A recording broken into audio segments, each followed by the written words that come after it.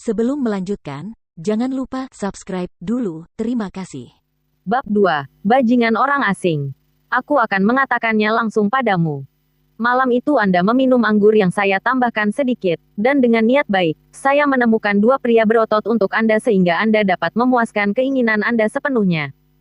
Siapa yang tahu bahwa Anda akan menjadi sangat tidak peka?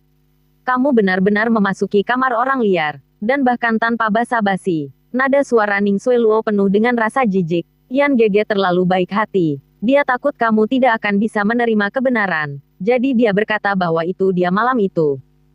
Kamu, Ningsi gemetar karena marah. Mendengarkan sampai di sini, dia tidak bisa lagi menahan diri dan meraih pergelangan tangan Ning Xueluo.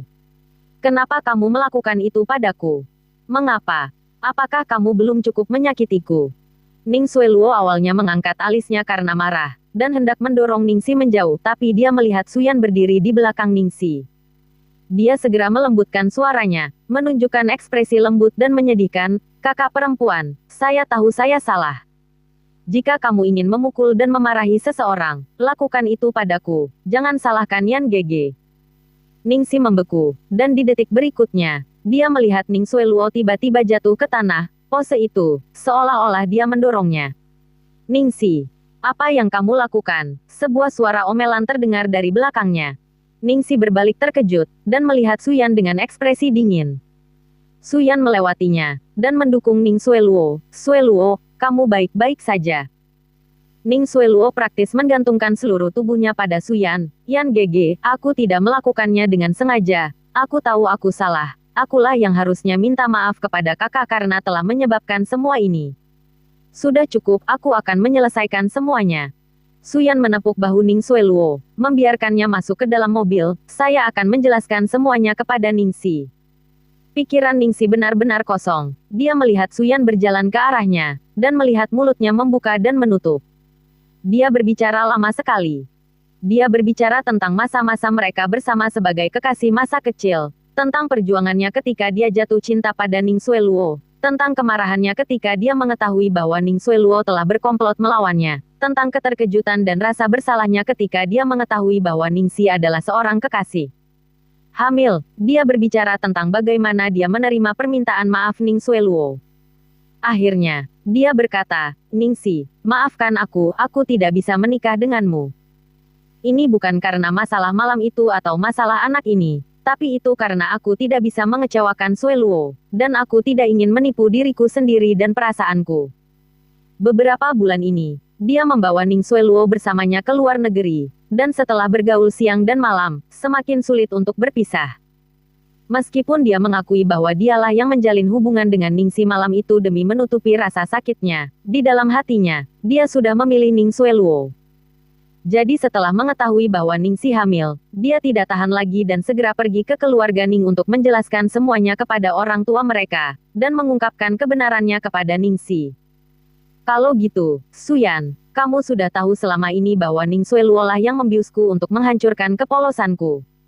Demi melindunginya, kamu memberitahuku bahwa itu kamu malam itu." Ningsi yang akhirnya memulihkan suaranya, memandang Suyan yang sejuk dan tenang seolah jiwanya telah lepas dari tubuhnya. "Ningsi, Xueluo tidak melakukannya dengan sengaja. Dia masih muda, dan impulsif. Lalu bagaimana denganku?" Ningsi mengangkat kepalanya untuk melihat Suyan, wajahnya penuh keputusasaan. "Apakah kamu pernah memikirkanku, bahkan tidak sedikit pun?" Suyan tidak berbicara, dan setelah beberapa lama, dia mengulurkan tangan kepada Ningsi. "Matahari terlalu terang di sini, ayo pulang dulu." "Jangan sentuh aku." Ningsi mendorong tangan Suyan, dan tiba-tiba mulai tertawa keras. Hidup sampai sekarang, Ningsi merasa hidupnya seperti lelucon.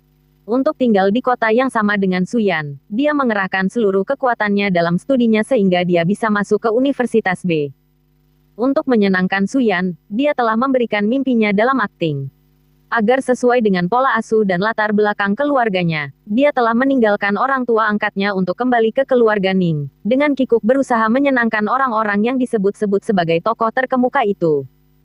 Pada akhirnya, yang dia terima sebagai balasannya adalah satu kalimat, "Aku tidak bisa mengecewakan Xueluo."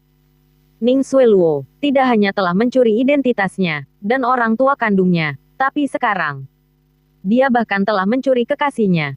Ning Xueluo masih muda, jadi kesalahannya bisa dimaafkan. Lalu, siapa yang akan bertanggung jawab atas hidupnya? Dia bahkan tidak tahu siapa pria malam itu.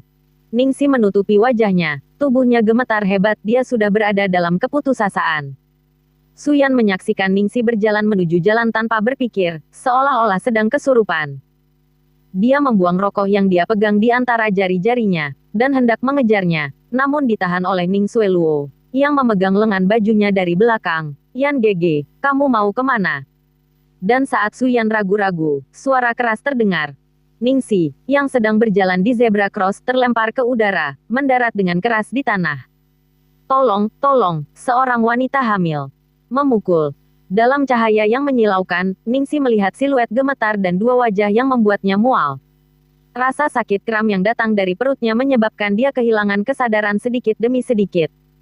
Dia hanya mengedipkan matanya sekali, dan darah segar di dahinya mengalir ke matanya. Dunia jatuh ke dalam kegelapan.